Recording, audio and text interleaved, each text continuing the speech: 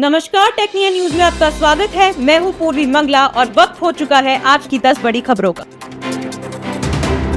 इस वर्ष जुलाई में राष्ट्रीय शिक्षा नीति 2020 के 5 साल पूरे हुए हैं। एनईपी 2020 की 5वीं वर्षगांठ पर अखिल भारतीय शिक्षा समागम 2025 की शुरुआत की गई है। केंद्रीय शिक्षा मंत्री धर्मेंद्र प्रधान ने इसका उद्घाटन किया है। अखिल भारतीय शिक्षा समागम 2025 शिक्षाविदों, नीति निर्माताओं, शिक्षकों, उद्योगपतियों और सरकारी प्रतिनिधियों के लिए एक मंच के रूप में कार्य करेगा।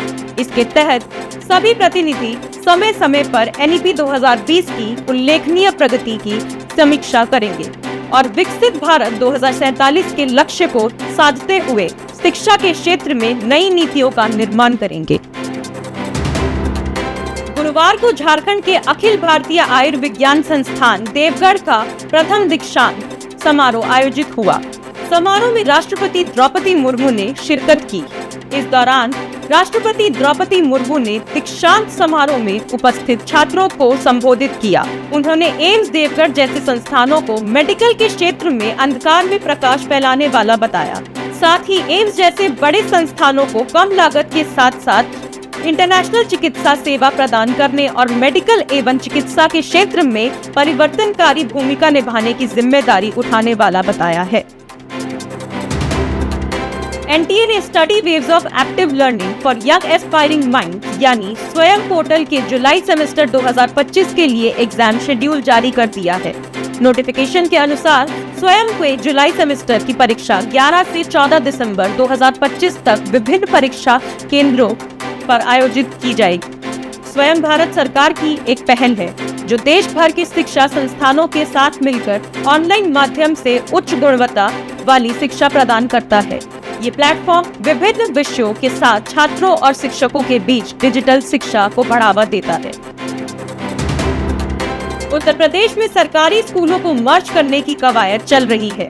वहीं लोग स्कूलों की संख्या कम करने पर सरकार पर तंज भी कस रहे हैं। इस बीच उत्तर प्रदेश के बेसिक शिक्षा मंत्री संदीप सिंह ने स्पष्ट किया है कि सरकारी व्यवस्थाओं के अनुसार 30 छात्रों पर एक शिक्षक का मानक रखा गया है। ऐसे में 50 से ज्यादा छात्रों वाले स्कूलों को दूसरे स्कूल के साथ मर्ज नहीं किया जाएगा। इसके अलावा 1 किलोमीटर के दायरे से बाहर के स्कूल भी आपस में मर्ज नहीं होंगे। वहीं खाली हुए सरकारी स्कूलों में आंगनबाड़ी केंद्र या बाल बाटिकाएं चलाई जाएंगी। उत्तर प्रदेश में वर्तमान में 1,32,886 बेसिक विद्यालय है और सभी विद्यालय पूरी तरह से चालू रहेंगे। उत्तर प्रदेश सरकार ने शिक्षा को और अधिक प्रभावशाली और रोचक बनाने के लिए एक नई पहल शुरू की है। सरकार ने शिक्षकों के लिए लर्निंग बाय डूइंग कार्यक्रम की शुरुआत की है।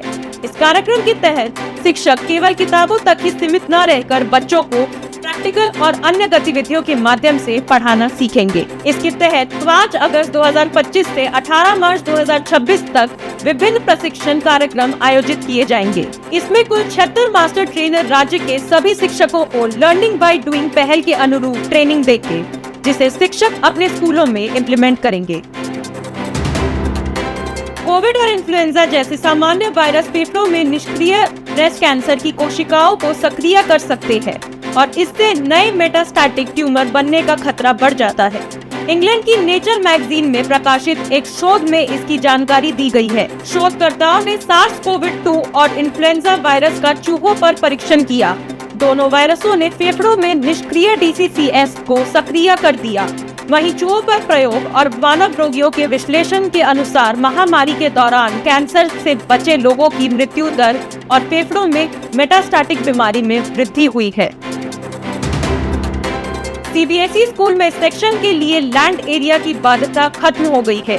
सीबीएसई की एफिलिएशन कमेटी के फैसले के बाद इसे लेकर बोर्ड ने बाय लॉन्च में बदलाव कर दिया है। अब स्कूल की इमारत के बिल्ट अप कारपेट एरिया के आधार पर स्कूल को सेक्शन बढ़ाने की इजाजत मिल सकेगी, लेकिन इसके लिए बिल्ट अप कारपेट एरिया स्थानीय निकाय या लाइसेंस प्राप्त आर्किटेक्ट से प्रमाणित होना अनिवार्य होगा। अब तक भूमि मानदंड के अनुसार सेक्शन की सीमा तय होती थी, जिससे कई क्षेत्रों में जमीन की भारी कमी के कारण स्कूलों में अतिरिक्त सेक्शन नहीं जुड़ पा रहे थे और इस व्यवस्था से स्कूलों के विकास और राष्ट्रीय शिक्षा नीति 2020 को लागू करने में भी बाधा आ रही थी। दिल्ली के रोहिणी सेक्टर 8 में स्थित ऑर्लिन्स द स्कूल में शुक्रवार को अलंकरण समारोह का आयोजन किया गया।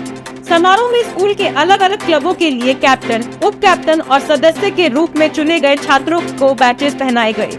इस दौरान स्कूल के छात्र ग्रंथ सिंह राघव को स्कूल का हेड बॉय और छात्रा प्रीति शर्मा को स्कूल की हेड गर्ल का खिताब दिया गया। साथ ही समारोह में स्कूल के सभी क्लासेस के मॉनिटर भी बनाए गए और उन्हें भी बैचेस पहनाकर अलंकृत किया गया। वहीं अलंकरण समारोह की शुरुआत स्कूल की छात्राओं ने सांस्कृतिक प्रस्तुति देकर की। गुरुवार को दिल्ली शिक्षा निदेशालय ने वोकेशनल कोर्सेज के स्टूडेंट्स के लिए रोजगार मेले का आयोजन किया। रोजगार मेले का आयोजन रोहिणी स्थित सर्वोदय विद्यालय में किया गया। दिल्ली सरकार में शिक्षा मंत्री आशीष टोप बतौर मुख्य अतिथि शामिल हुए। शिक्षा मंत्री ने रोजगार मेले की इस पहल को राष्ट्रीय शिक्षा नीति 2020 के अनुरूप बताया है। इस दौरान शिक्षा मंत्री ने रोजगार मेले में शामिल हुए कंपनियों के प्रतिनिधियों और मेले में भाग ले रहे छात्रों से बातचीत की और सभी को स्वयं का भविष्य सुधारने के साथ साथ खुद को समाज की मुख्य धारा से जोड़ने वाली बात कही। IIT दिल्ली अब टेक्नोलॉजी हब की तरह काम करेगा। इसके लिए इंस्टीट्यूट्स में एक नया quantum materials end devices foundation बनाया गया है, जिसके तहत भारत सरकार IIT दिल्ली को साल 2031 तक 312 करोड़ रुपए की प्रारंभिक वित्तीय सहायता प्रदान करेगी। ये फाउंडेशन देश में क्वांटम मटेरियल साइंस का एक्सीलेंस सेंटर बनाने के लिए बड़े स्तर पर काम करेगा, जिससे भारत को क्वांटम टेक्नोलॉजी के क्षेत्र में तेजी से आगे बढ़ने में मदद मिलेगी। आज के लिए बस इतना ही। देखते रहिए टेक्निया न्यूज। चैनल को लाइक, शेयर और सब्सक्राइब करना मत भूलिएगा।